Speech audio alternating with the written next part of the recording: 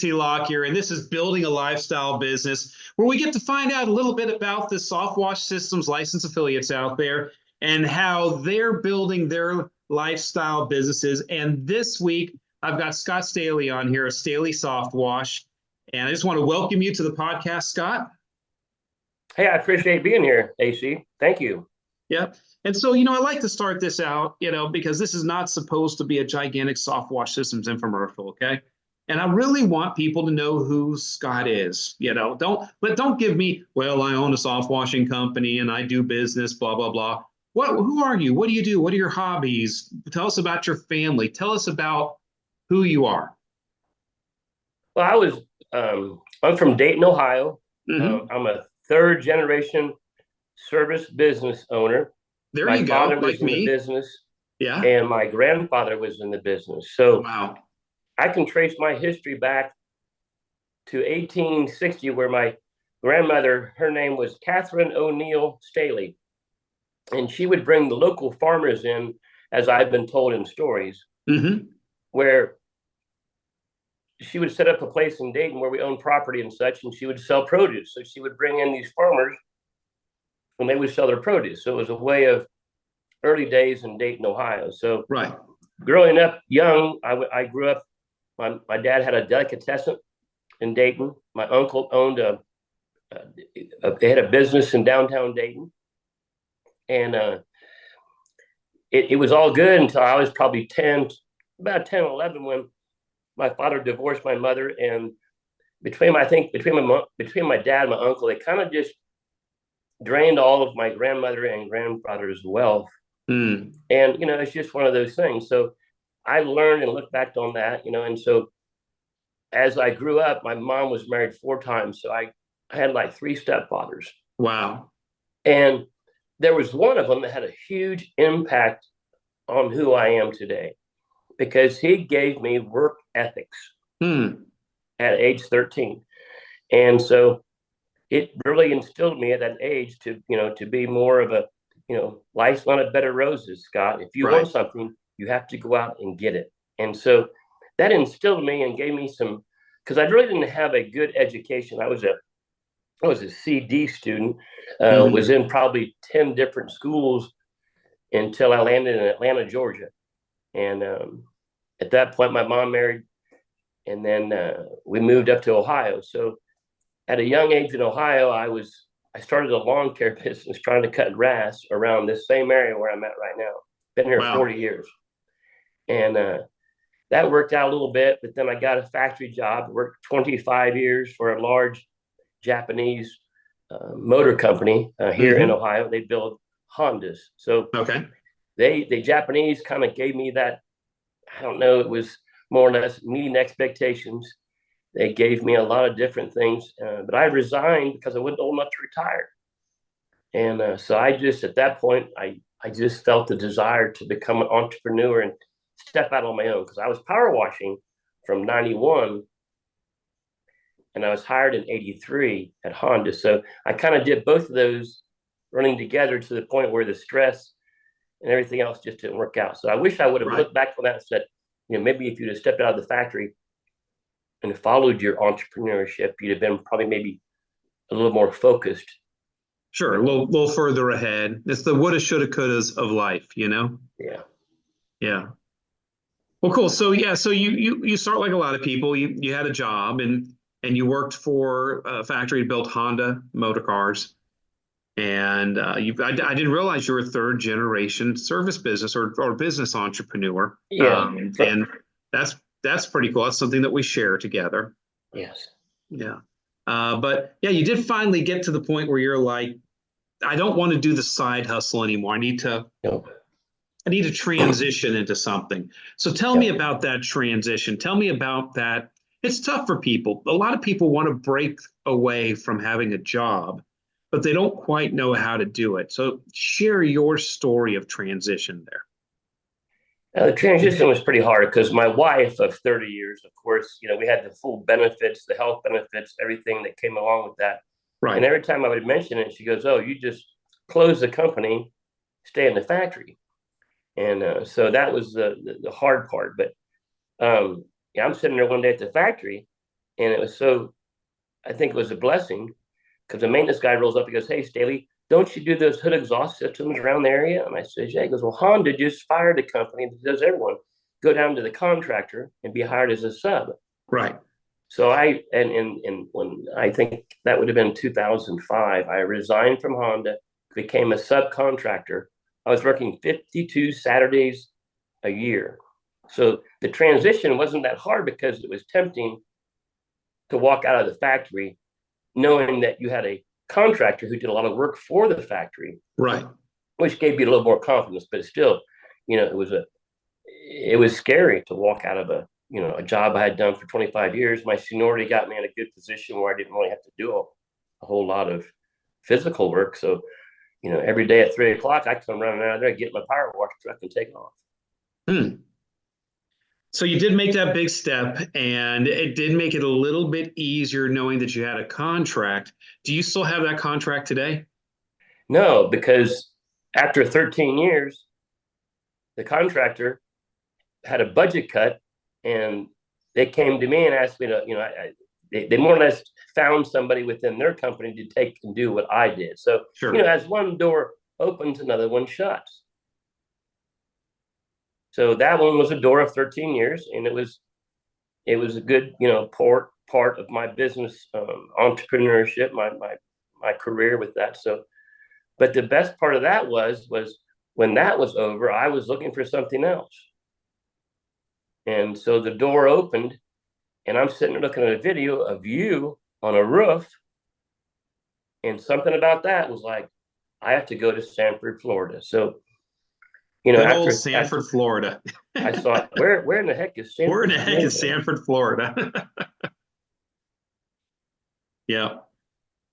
Yeah. So, yeah, a lot of people find us that way. They find us on the internet through a YouTube video and of me up cleaning a roof or explaining how to clean roofs. And I did that for many, many years myself. And, for me, it was getting kicked out of college, coming back to Florida here and wanting to get married and wanting to start a job. And, I started a roof cleaning business because my dad said, "Hey, the family painter just jumped up on the roof and pressure washed it off and made it look like new. And wow, that seems like that would be a good business to start." And, we all do this because at the end of the day, we'd really like to work for ourselves. We don't want to work for somebody else. We want freedom. Yeah. We want to be able to take off when we want to. We want to be able to work the hours that we want to. We want to feel like that whatever we put into it, we've got skin in the game. We got some ownership. Yeah. And so, yeah. And so you end up veering from the course that normal people might take. And I say normal people, I say most people. It's not like normal people. Normal is a setting on your washing machine. I mean, most people have jobs. Fewer people own their own businesses, and fewer even than that have businesses that have, more than 10 employees. And so, we all take this entrepreneurial journey. And you mentioned finding the video of us. You were already pressure washing. You were already doing well. You already had this contract. There was a little shift in how your work was flowing to you. It got you looking. You came down to Sanford, Florida. And so what did you find? What appealed to you about taking your entrepreneurial spirit and coming in and joining it together with something like Soft Wash Systems? Well, first of all, my wife was not for it. My mother, my sisters, everybody says, "No, Scott, it's just one of those little things you're always looking at. You've been in business so long, and no, you're going to waste your time again." And I don't know, something about, I got a lot of negativity as I got on the plane to come down there. Right. And, that kind of tended to lean on you a little bit, but, you felt in your gut, let's just give this a try. Just see what's going on down there, and so as I got off the plane. It's only a 3-day camp, you just kicking the tires, what's 3 days? 3 days to me was nothing, I thought, I could do that, it's nothing. So I took that, and after the second day, I knew something was different down here. You could just feel it, there was people down there that, they were not, they were young people getting into this. And here I am, the person that's kind of an old guy in the background looking at it, saying, kind of analyzing it, going, yeah, this could be very, very, in a good way, something for me. So that's what I took off, when I first got there. It was very, very good for me. And so how long ago was that now that you came down to discover soft wash? That was 2018. 2018. Wow. Yeah. Yeah. So yeah, we're 6 years ago now. Have you been looking for an investor-grade home service business opportunity? Softwash Systems is what you've been looking for. Come to Discover Softwash and discover your potential. Learn how we provide you with the equipment, chemicals, education, and support for your soft washing business.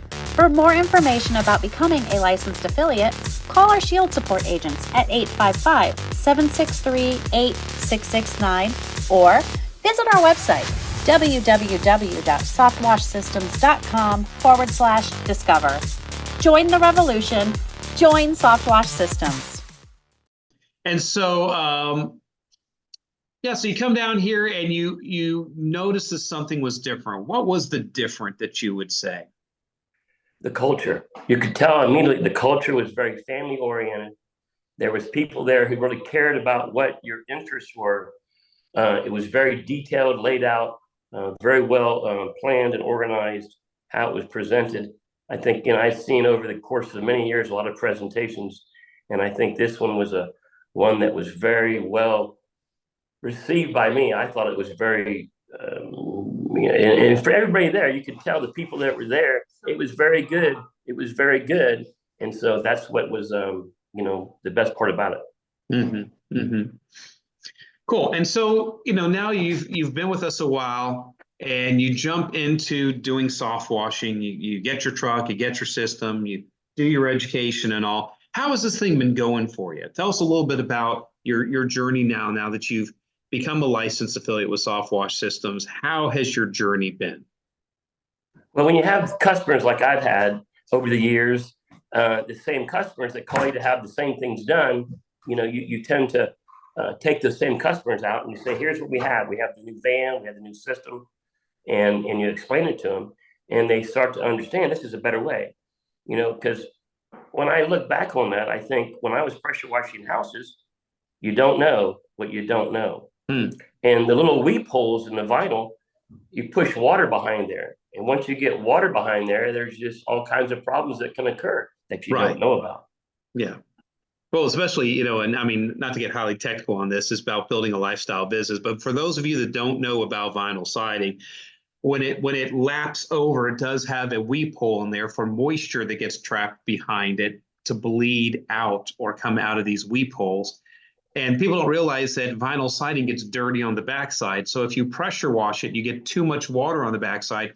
You get this endless cycle of more water, more dirt, more water, more dirt, and it's dripping. And even when you're done, it keeps dripping, and you got to go back and wipe it with a cloth. And it's a headache. So yeah, and you have a lot of vinyl siding up there in Ohio. Oh yeah, not only on the north side, and they wonder why it's just the north side, but actually the whole house gets dirty. And once you clean, you start actually on the house, they don't think it's clean. And by the time you come around to the north, they're like, wow, it really changes it. So, but yeah, people accept the price difference. I've had to take my tickets. Sometimes I get a little bit hesitant about handing somebody a large ticket, but a lot of people, after you give them, when you show up and you differentiate yourself from the average guy running around Ohio here, and when you can be branded, you have the equipment, everything looks good, it sells.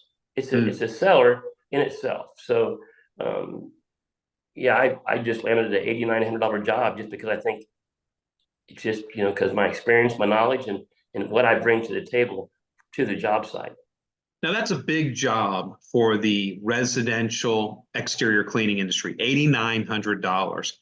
Yeah. And so where do you think your soft wash systems training has helped with you landing those kinds of jobs? Tell us about what soft wash systems offers you. And again, we don't want to make this a soft wash systems infomercial, but the bottom line here is you sold an $8,900 job that you probably wouldn't have sold before. And this is helping you build a business that supports your lifestyle. So talk about that process a little bit there. How did you get equipped to be able to sell those types of jobs? I think it's diversity. I think having the ability to, you walk into a job and you have the ability to go organic or non-organic. Whatever, Mhm. what are you cleaning here? What are you trying to achieve? And what happens when you get into a process of the job, efficiency kicks in. And now the job may have taken you 3 or 4 hours. Now it's taking you 2 hours because you have the ability to use the equipment. And it's the 6X system right now that I feel that system is awesome. I mean, it really changes job sites, Right. and when you can come in and get out, I got in and out of a job here a while back on a roof job. Now I had to use the lift, and I had my harness, had my, I was Mhm. up there, I had my everything going on, and we was there an hour and a half, and the guy sat there and he watched me every single minute, Yes. and he was so happy, and it was a great feeling to know someone sit there and watch you this is a home, probably 1.2 million here, and it was his second home. And so I hate to hope to try to find out where his first home is. So, that's Yeah. This is your second home? Well, how many homes do you have? And what are the yeah. I addresses? mean, And when would what you else like to can I have do them for you? done? But he was Yeah. surprised when he says, "I never seen those little nuggets on my roof." I said, "Well, they used The to be little green, nuggets, and the it's aggregate. moss." Yeah. And I said, he goes, "And they turned all brown." Yeah. Oh yeah, they're all dead. Yeah. That's unreal. So yeah, you're doing big jobs like $8,900 jobs. Uh, when you jump on board with something like Softwash Systems that helps to augment your entrepreneurial experience and helps to help you achieve your life goals and dreams, you start to be able to put together revenue. And you're 6 years in now. How are you revenuing? How is this business growing? How is it doing? 6 years in now. Where were you 6 years ago, and where are you at now on your revenues?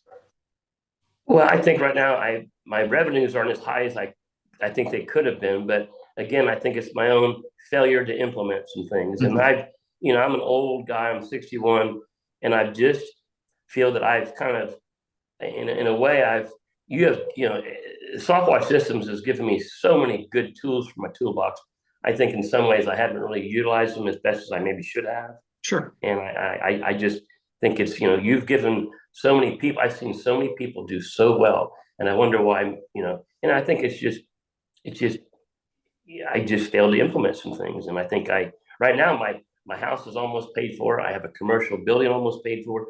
I have a lot of assets, and I think I'm very proud of that, to have these assets where, um, I think coming up, my lifestyle, I have a plan for it. It's going to be, still want to keep and continue what I'm doing, but spend more time with the wife and Hmm. just travel. We were in Ocean City, Maryland, walking the boardwalk last week, and that to me was just riding a bike up and down the boardwalk. I Right. couldn't have done that before. Before Softwash, I couldn't have done things like this. It's given me a lifestyle that's more relaxing, more stress free, and more.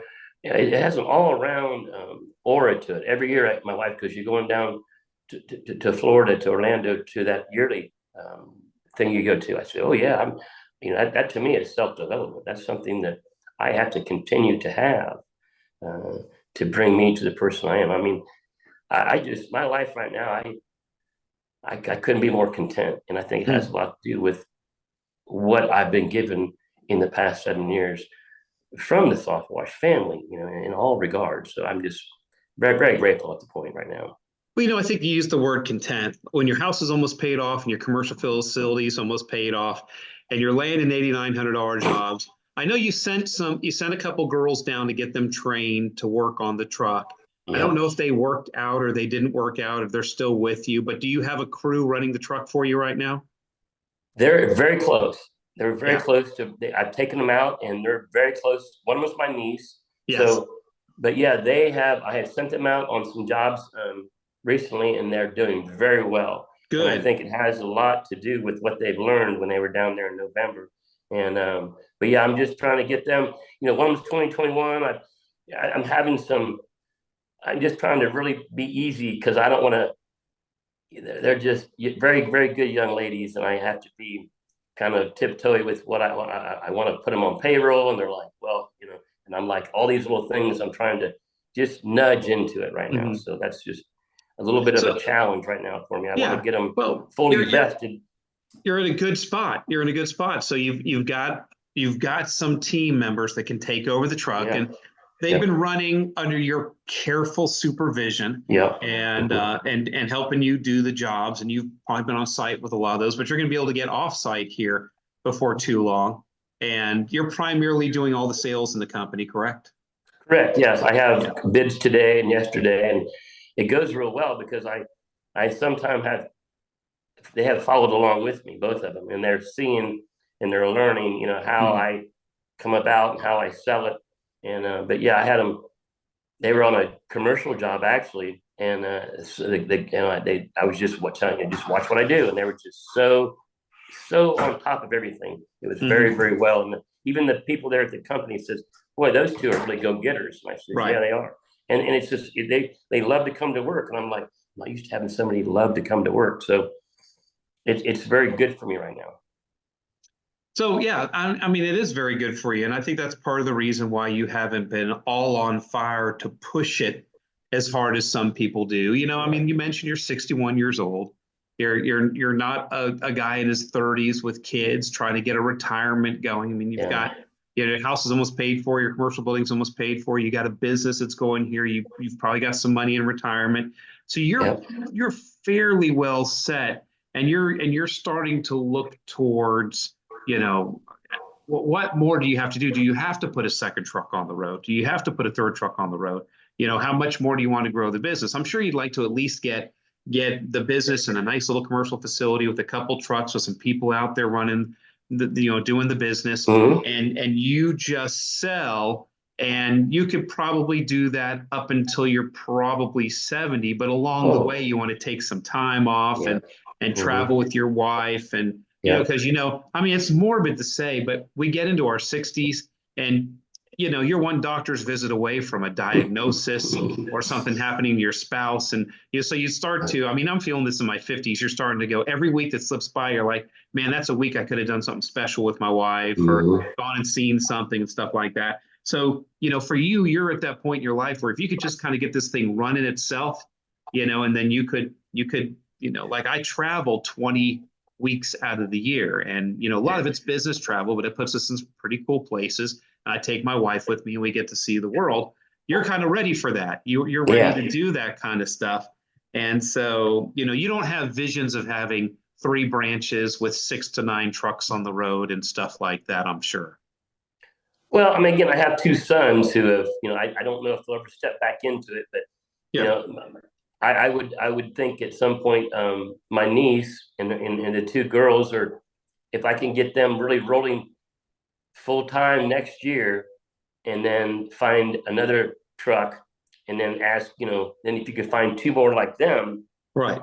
I could be running, the 2 trucks out of the same facility, and if it's close to paying off, and I can now, have both those trucks in the same building, it would be, it'd be very, very good at that point, because at that point I'd be 65. Like I said, I could really see where that would maybe, if the boys would kick in, that would really take it to the point where, to the next level. And to that point, I'd just be happy to see.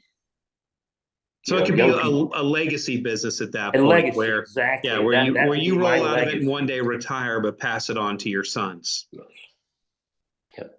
Yeah. I just think they didn't get along with Dad. Well, that can happen. Everybody has daddy issues. So how old are your boys? I got a 21-year-old and a 27-year-old, and they both work for they're FedEx. so young. Yeah. They both work for FedEx in Columbus, Ohio. Well, good. Maybe they'll learn a lot of good operational stuff and business stuff from FedEx, and be able to one day bring it into the business. Yeah, that's what I'm hoping. Yes, that would be awesome. Yeah. That's cool. That's cool. Yeah. So when you bring this all together, and we've talked about a lot of things, define to me or describe to me what a lifestyle business means. What would you say is a lifestyle business? I think it comes to one word: freedom. Having the freedom not to have to schedule something, just take off, like the spur of the moment. To me, it's the wife and I. If I can say, "Hey, we're going to be driving over to Maryland to spend," that to me is as a lifestyle, you just can't.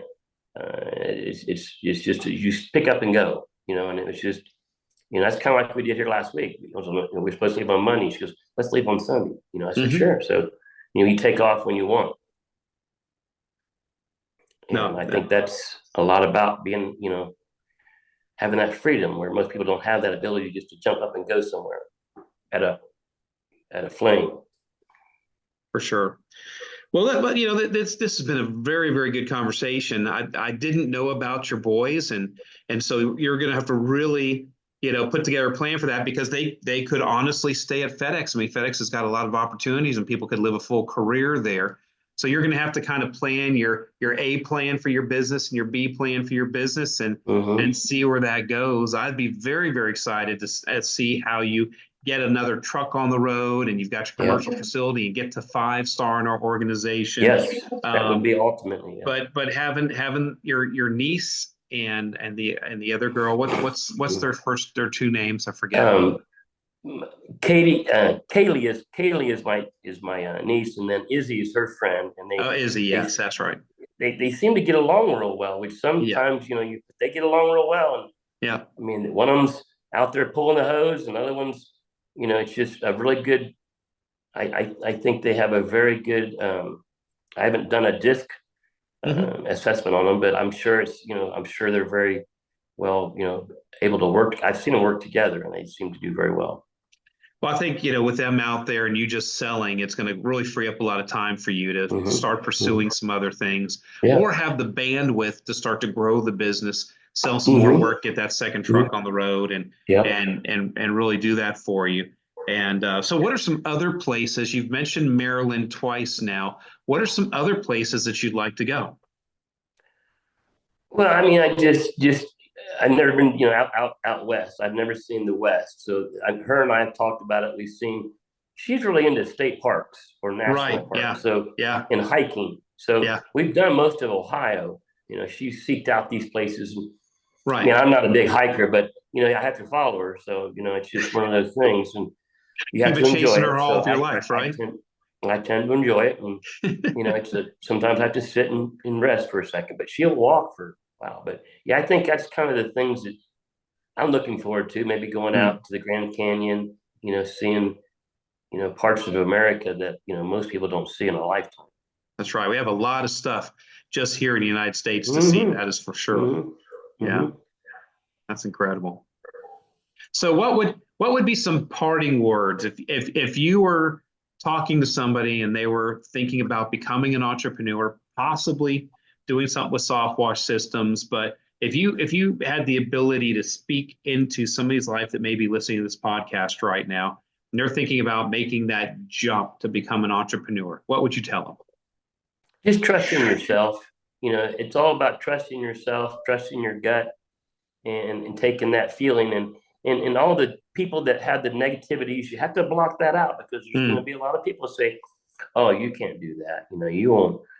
And you have to feel that at some point when you're trying to achieve this, that it's going to be a struggle no matter what, and people are going to be behind you, and they're going to be for you, and those are the people, and ultimately surround yourself with successful people, right? And if you can do that with people who are doing maybe just not what that is, but once you get started into this, you'll find out a networking of people. I've met people just because of this shirt. Oh, wow, look at that.